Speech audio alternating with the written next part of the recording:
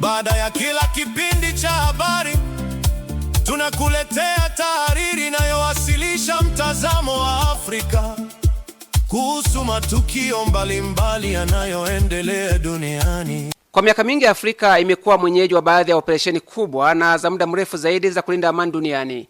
Kuanzia Jamhuri ya Kidemokrasia ya Kongo, Sudani Kusini na Jamhuri ya Afrika ya Kati hadi Somalia na Mali, maelfu ya wanajeshi wamepelekwa na mabilioni ya fedha yametumika katika juhudi za kurejesha amani na utulivu.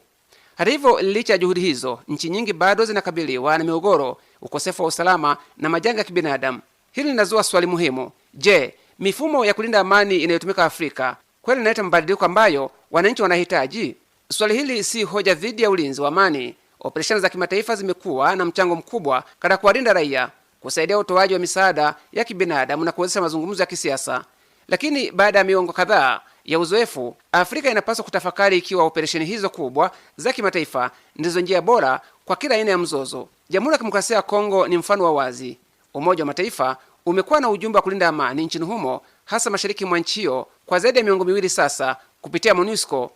Operesheni hiyo imewalinda raia na kusaidia shughuli za kibinadamu, lakini mashariki mwa nchi hiyo bado kuna makundi yenye silaha, vurugu na kukimbia kwa wananchi wasio na hatia. Kuibuka tena kwa M23 kumeonyesha ugumu wa kupata amani ya kudumu licha ya uwepo wa muda mrefu wa walinda amani. Hata hivyo, baada ya muda mrefu wa uwepo wa MONUSCO, swali linabaki, baada ya miaka yote hii, kwa nini tatizo la msingi la usalama bado lipo? Uzoefu wa Kongo unapaswa kuifanya Afrika kutafakari njia nyingine za kukabiliana na migogoro. Moja njia hizo ni ushirikiano wa kiusalama baina ya nchi na nchi. Msumbiji ni mfano muhimu kwa hili. Mwaka 2021 serikali ya Msumbiji iliomba msaada wa kijeshi kutoka Rwanda kupambana na uasi katika jimbo la kaskazini mwa nchi hiyo la Cabo Delgado. Tofauti na operesheni za kawaida za kulinda amani, vikosi vya Rwanda vilifanya kazi kubwa na moja kwa moja na jeshi la Msumbiji katika operesheni za kupambana na makundi yenye silaha. Mgogoro huo haujaisha kabisa, lakini uzoefu huo umeonyesha kwamba kikosi chenye malengo yaliyo wazi, kinacholenga eneo maalum na kinachofanya kazi kwa karibu na serikali mwenyeji kinaweza kuleta mabadiliko makubwa katika usalama.